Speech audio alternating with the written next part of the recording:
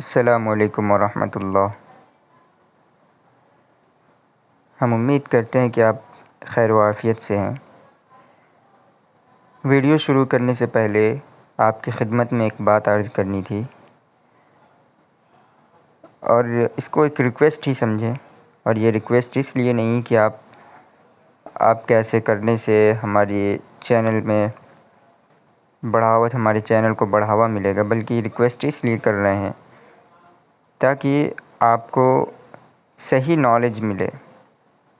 اور ریکویسٹ یہ ہے کہ آپ حضرات جب بھی ویڈیو کو دیکھیں، اس چینل کے کسی بھی ویڈیو کو دیکھیں، تو ہم آپ سے ریکویسٹ کرتے ہیں اور ہمبلی ریکویسٹ کرتے ہیں کہ آپ پلیز اس ویڈیو کو کمپلیٹ دیکھیں، انکمپلیٹ نہ کریں، انکمپلیٹ چھوڑ کر نہ جائیں۔ اگر آپ بیچ میں ہی کوئٹ کر کے چلے جائیں گے تو آپ کو بات جو سمجھ میں آ رہی تھی، وہ جو سمجھنا تھا وہ چھوڑ کر آپ کچھ اور ہی آپ کے خیال میں آنے لگے گا۔ اور شیطان ہمارے ساتھ ہر ٹائم لگا ہوا ہے، اور وہ ہمیں بہکائے گا۔ بات کچھ چل رہی تھی اور بات اگر کمپلیٹ ہوتی تو ہمیں اس کا صحیح حاصل معلوم ہوتا، لیکن جب ہم بیچ میں ہی چھوڑ کے وہاں سے چلے آئے تو ہم کو سمجھنا کچھ تھا اور ہم سمجھ کچھ بیٹھے۔ You know what I am saying؟ خیر، آج کی تفسیر شروع کرتے ہیں، اور میں آپ سے ہمبلی ریکویسٹ کرتا ہوں کہ چینل کے ویڈیوز کو شیئر کریں، بھلے آپ سبسکرائب کریں یا نہ کریں، وہ ایک الگ سی چیز ہے۔ اگر آپ کو قرآن سے محبت ہوگی، اللہ سے محبت ہوگی، تو آپ ضرور سبسکرائب کریں گے، لیکن چینل کی ویڈیوز کو شیئر ضرور کریں تاکہ صدقہ جاریہ جاری رہے۔ نحمدہ و نصلی علی رسولہ الکریم، اما بعد، فاعوذ باللہ من الشیطان الرجیم، بسم اللہ الرحمن الرحیم۔ وَلَقَدْ عَلِمْتُمُ الَّذِينَ اعْتَدَوْا مِنْكُمْ فِي السَّبْتِ فَقُلْنَا لَهُمْ كُونُوا قِرَدَةً خَاسِئِينَ۔ ترجمہ: اور تم ان لوگوں کو خوب جانتے ہو جو تم میں سے ہفتے کے دن مچھلی کا شکار کرنے میں حد سے تجاوز کر گئے تھے، تو ہم نے ان سے کہا کہ ذلیل و خوار بندر ہو جاؤ۔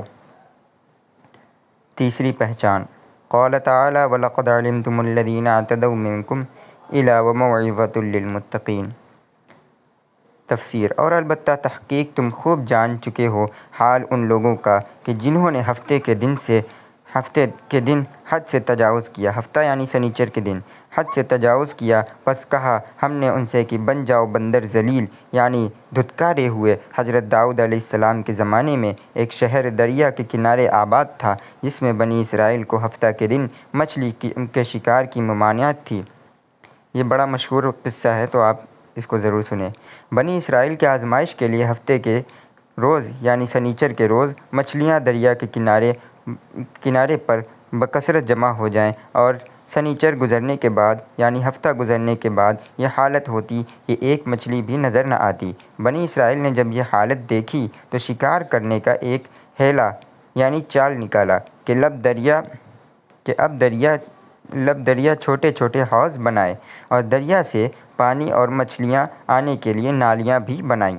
ہفتے کے روز یعنی سنیچر کے روز جب وہ حوض مچھلیوں سے بھر جاتے تو وہ نالیاں بند کر دیتے اور یکشنبہ کو یعنی اتوار کو ان کا شکار کرتے۔ عرصے تک اسی طرح کرتے رہے۔ اسی بستی میں ان کے علاوہ بنی اسرائیل کے اور دو فرقے تھے۔ ایک فریق نے ان کو اس حیلہ یعنی اس چال سے منع کیا، اور دوسرے فریق یہ سمجھ کر کہ ان کو نصیحت کرنا بے سود ہے یعنی بیکار ہے، اس لیے خاموش رہتے۔ نصیحت کرنے والوں نے جب یہ دیکھا کہ کوئی نصیحت کارگر نہیں ہوتی تو بستی کو تقسیم کر لیا اور درمیان میں ایک لمبی دیوار کھینچ لی۔ اس طرح سے شہر دو حصوں پر منقسم ہو گیا یعنی تقسیم ہو گیا، اور آمد و رفت کے لیے درمیان میں دروازہ رکھ لیا، اور ہر فریق علیحدہ رہنے لگا۔ جب وہ کسی طرح باز نہ آئے تو داؤد علیہ السلام نے ان پر لعنت فرمائی۔ نبی کی بد دعا سے بندر بنا دیے گئے، مرد بندر اور عورتیں بندریاں بنا دی گئیں۔ جب صبح ہوئی اور کوئی چلتا پھرتا نظر نہ آیا تو وہ لوگ جن کو اللہ نے اس عذاب سے محفوظ رکھا تھا آپس میں کہنے لگے کہ کوئی خاص واقعہ پیش آیا ہے جو بنی اسرائیل نظر نہیں آتے، اور سخت مطرود ہوئے جا کر دیکھا تو مکانات کے دروازے بند تھے، کسی طرح دروازے کھول کر اندر داخل ہوئے، دیکھا سب بندر بنے ہوئے ہیں۔ جو شخص ان کو دیکھنے آتا تو بطور توبیخ اور ملامت یہ کہتا کہ کیا ہم نے تم کو منع نہیں کیا تھا؟ تو کمال حسرت سے سر ہلا تاکہ بے شک تم نے منع کیا تھا، اور یہ لوگ آنکھوں سے پہچانے جاتے تھے کہ یہ فلاں ہے اور وہ فلاں۔ 3 دن تک اسی حالت میں رہے، پھر سب مر گئے۔ یہ تمام تفصیل امام ابن جریر طبری اور حافظ ابن کثیر نے اپنی اپنی تفسیر میں ذکر کی ہے۔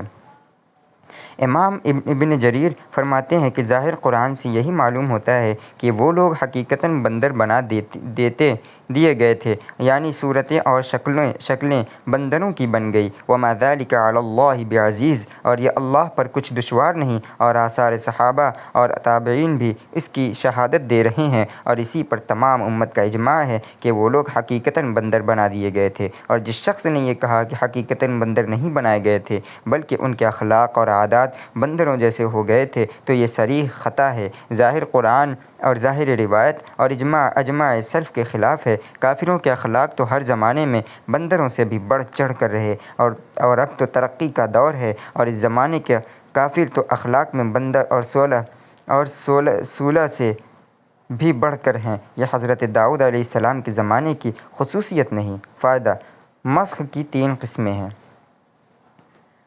پہلا مسخ حقیقی، یعنی حقیقت اور ماہیت کا بدل جانا، جیسے گوشت کا پتھر ہو جانا، جیسا کہ بعض حدیثوں میں آیا ہے۔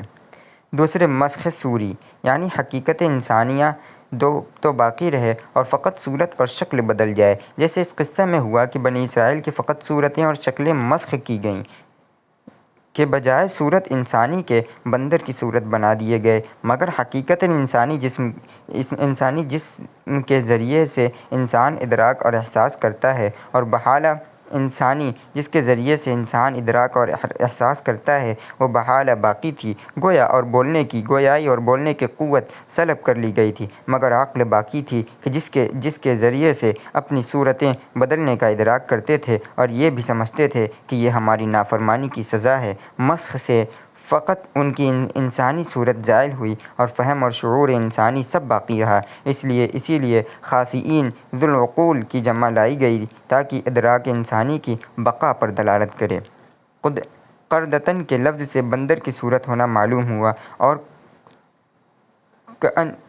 کونواں کے خطاب اور خاصئین سے عقل اور انسانی شعور کا باقی رہنا معلوم ہوا، اور جب ڈارون کی تحقیقات پر ایمان رکھنے والوں کے نزدیک بندر ترقی کر کے انسان بن سکتا ہے، تو اگر انبیاء اللہ کے مقابلے میں ترقی معکوس ہو کر انسان سے بندر بن جائے تو کیوں محال ہے؟ حرکت کی مسافت ایک ہے، حیوانیت سے انسانیت کی طرف ہو یا انسانیت سے حیوانیت کی طرف ہو۔ حیوان کو انسان بنتا تو کسی نے دیکھا نہیں، اور ہزارہا انسانوں کو بندر بنتے ہوئے لاکھوں انسانوں حضرت داؤد علیہ السلام کے زمانے میں اپنی آنکھوں سے دیکھا، اور قرآن اور حدیث نے اس کی خبر دی۔ فمن شاء فلیؤمن ومن شاء فلیکفر، جس کا جی چاہے ایمان لے آئے اور جس کا جی چاہے کفر اختیار کرے۔ عطا خراسانی سے مروی ہے کہ اللہ تعالیٰ کی طرف سے ایک آواز دی گئی، یا اہل القریہ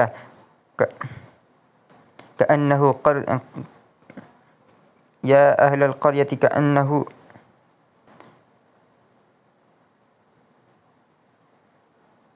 یہ آیت آپ حضرات دیکھ لیں، ترجمہ میں پڑھ دیتا ہوں۔ اے بستی والوں، ہو جاؤ بندر ذلیل۔ اس کے بعد لوگ ان کے پاس آتے اور یہ کہتے کہ کیا ہم نے تم کو منع نہیں کیا تھا؟ تو سر سے اشارہ کرتے کہ بے شک۔ تیسرے مسخ معنوی، یعنی صفات نفسانیہ کا بدل جانا، مثلاً قناعت کا حرص اور تماس فہم، اور فراست کا صفاحت و بلادت سے بدل جانا، کہ پہلے قانع تھا اب حریص بن گیا، پہلے متواضع تھا اب متکبر ہو گیا، اس کو مسخ معنوی کہتے ہیں، جس کو حق تعالیٰ نے ختم اور تباہ کے ساتھ تعبیر کیا ہے۔ اور آیت کمثل الحمار یحمل اسفارا اور فمثلہ کمثل الکلب میں گدھے اور کتے کی مثال سے مسخ معنوی مراد ہے۔ بنی اسرائیل کا مسخ معنوی پہلے ہو چکا تھا، اس وقت تو فقط مسخ صوری ہوا کہ بجائے شکل انسانی کے بندر کی شکل بنا دیے گئے، اس لیے کہ مسخ معنوی تو اسی وقت ہو چکا تھا کہ جب انبیاء اور علماء کی نصیحت قبول کرنے سے انکار کر دیا تھا اور کمثل الحمار اور کمثل الکلب کا مصداق بن چکے تھے۔ آئندہ آیت میں اس مسخ صوری کی حکم بیان فرماتے ہیں کہ یہ اس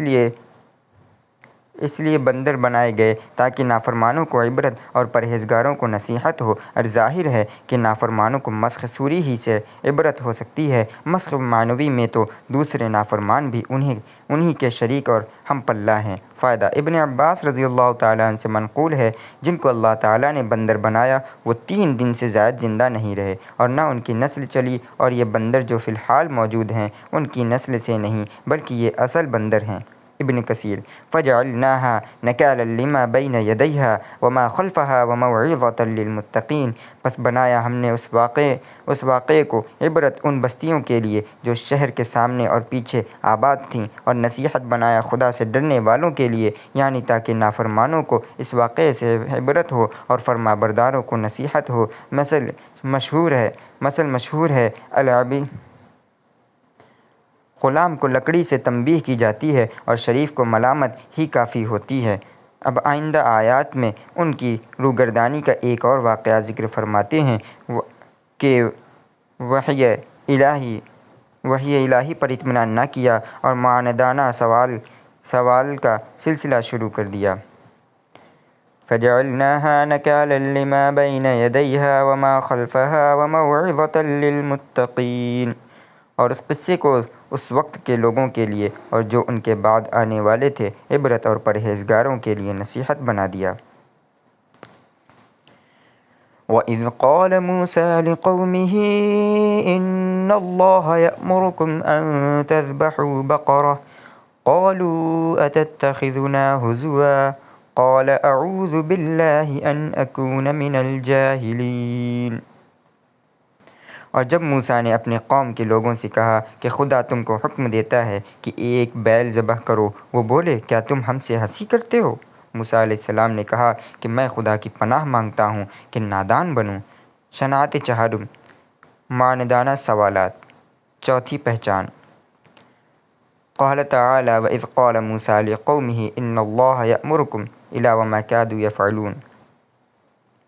تفسیر: اور یاد کرو اس وقت کو کہ بنی اسرائیل میں ایک متمول اور مالدار شخص جس کا نام عامیل کہا جاتا ہے، سوائے بھتیجے کے اور کوئی اس کا وارث نہ تھا، ایک مدت تک اس کے مرنے کا منتظر رہا۔ جب دیکھا کہ وہ مرتا ہی نہیں تو ایک روز موقع پا کر قتل کر ڈالا اور شب میں اس کے نعش کو محلہ میں لا ڈالا، یعنی اس کی لاش کو محلہ میں لا ڈالا۔ جب صبح ہوئی تو اہل محلہ پر خون کا دعویٰ کیا تاکہ رت کے علاوہ اہل محلہ سے مقتل چچا کی دیت اور خون بہا بھی وصول کرے، جیسا کہ ہماری شریعت میں قسامت کا حکم ہے۔ حضرت موسیٰ علیہ السلام نے اہل محلہ سے دریافت کیا تو اہل محلہ نے قسم کھا کر بیان کیا کہ واللہ نہ ہم نے قتل کیا اور نہ ہم کو قاتل کا کوئی علم ہے۔ اے نبی اللہ اور اے کلیم اللہ، آپ ہی بارگاہ خداوندی میں عرض معروض کیجیے تاکہ اس واقعے کی حقیقت منکشف ہو۔ تفسیر ابن کثیر: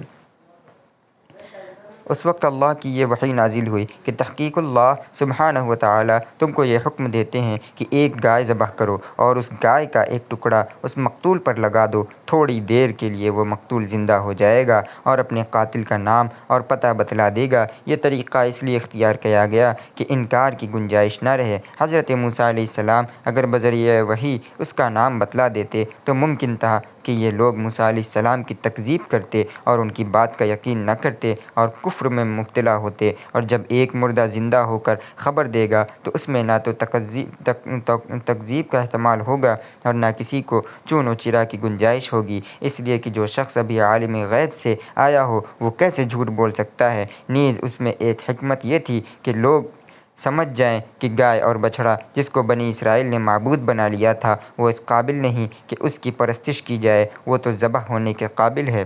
قالوا اتتخذنا ہزوا قال اعوذ باللہ ان اکون من الجاہلین۔ بنی اسرائیل نے یہ حکم سن کر بولے کہ کیا آپ ہم سے تمسخر کرتے ہیں، مذاق کرتے ہیں؟ بھلا گائے کے ذبح کرنے اور قاتل کے معلوم ہونے میں کیا مناسبت؟ ہم تو یہ کہتے ہیں کہ قاتل کا پتہ بتلاؤ اور آپ فرماتے ہیں کہ ایک گائے ذبح کرو۔ موسیٰ علیہ السلام نے فرمایا کہ پناہ مانگتا ہوں میں اللہ سے اس کی کہ میں نادانوں میں سے ہوں۔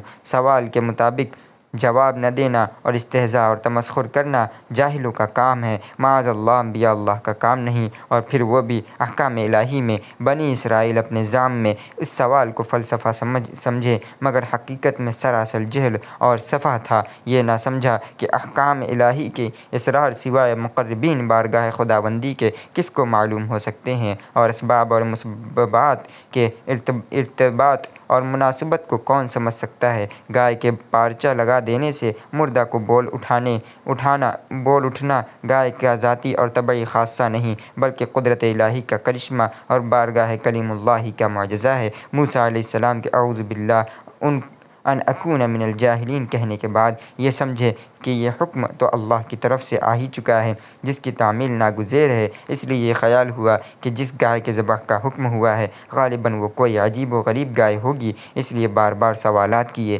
کہ وہ کیسی گائے ہے، اس کا رنگ کیسا ہے، اس کی عمر کیا ہے وغیرہ ذالک۔ ایک حدیث میں ہے کہ نبی کریم علیہ السلام نے ارشاد فرمایا کہ بنی اسرائیل کسی گائے کو بھی ذبح کر دیتے تو کافی ہو جاتا، لیکن انہوں نے تشدد کیا تو اللہ نے بھی ان پر سختی کی، اس لیے کہ حق تعالیٰ نے کسی خاص اور معین گائے کے ذبح کا حکم نہیں دیا تھا، اس لیے کہ ان اللہ یأمرکم ان تذبحوا بقرہ میں لفظ بقرہ نکرہ مستعمل ہوا ہے، جس سے صاف ظاہر تھا کہ تعین مقصود نہیں بلکہ تعمیل مقصود ہے۔ اگر تخصیص اور تعین مطلوب ہوتی تو ان تذبحوا بقرہ الف لام میم کے ساتھ معرفہ لایا جاتا۔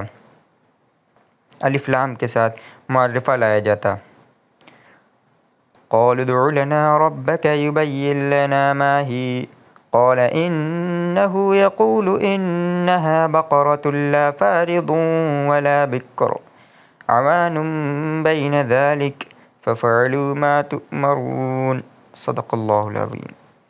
انہوں نے کہا کہ اپنے پروردگار سے التجا کیجیے کہ وہ ہمیں یہ بتائے کہ وہ بیل کس طرح کا ہو۔ موسیٰ علیہ السلام نے کہا پروردگار فرماتا ہے کہ وہ بیل نہ تو بوڑھا ہو اور نہ بچھڑا بلکہ ان کے درمیان یعنی جوان ہو، سو جیسا تم کو حکم دیا گیا ہے ویسا کرو۔ آئندہ آیات میں بنی اسرائیل کے تعنت اور آمیز سوالات کا ذکر ہے۔ قال ادع لنا ربك يبين لنا ما هي قال إنه يقول إنها بقرة لا فارض ولا بكر عوان بین ذلک ففعلوا ما تؤمرون۔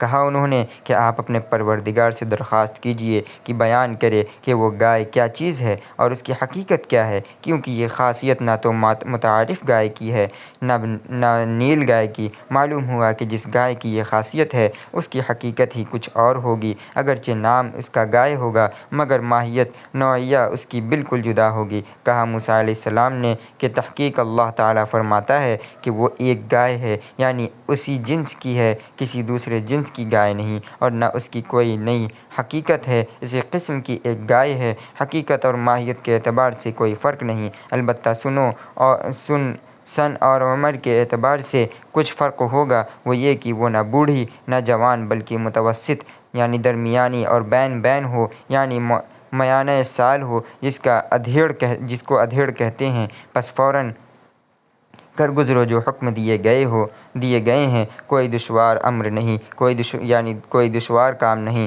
حضرت ابراہیم علیہ السلام تو خواب کے اشارے پر بیٹے کو ذبح کرنے پر تیار ہو گئے اور تم ایک گائے کے ذبح میں ہزار حجتیں کرتے ہو۔ رہا خواص اور آثار کا پیدا ہونا، سو وہ محض اللہ کے ارادے اور مشیت پر ہے، حقیقت اور ماہیت کے اقتضاء پر موقوف نہیں۔ وہ جب چاہے اپنی قدرت سے یہ خواص پیدا کر سکتا ہے، مگر ان کو اس پر بھی تشفیع نہیں ہوئی اور مکرر سوال کیا۔ حضرات اس ویڈیو میں اتنا ہی رکھتے ہیں، آگے کی آنے والی ویڈیوز میں اس کی تفسیر آنے والی ہے، آپ حضرات ضرور سنیں۔ بنی اسرائیل کا بہت ہی انٹرسٹنگ بیان ہے اور وہاں سے آپ کو بہت سی چیزیں سیکھنے کو ملیں گی اور بہت سی دنیاوی چیزوں میں بھی آپ اس کو پائیں گے تو کمپلیٹ سنیں۔ ہم امید کرتے ہیں کہ آپ حضرات ہماری جتنے بھی جو لوگ بھی دیکھ رہے ہیں، ہم یہ امید کرتے ہیں کہ آپ ڈیلی دیکھ رہے ہیں، اور ضرور آپ ڈیلی دیکھیں، ڈیلی سنیں۔ اسی لیے ہم لوگ بہت لمبی ویڈیوز نہیں بناتے، صرف آپ کی سہولیت کے لیے ہی۔ خیر، اللہ تعالیٰ کہنے سننے سے زیادہ عمل کی توفیق نصیب فرمائے۔ وآخر دعوانا ان الحمد للہ رب العالمین۔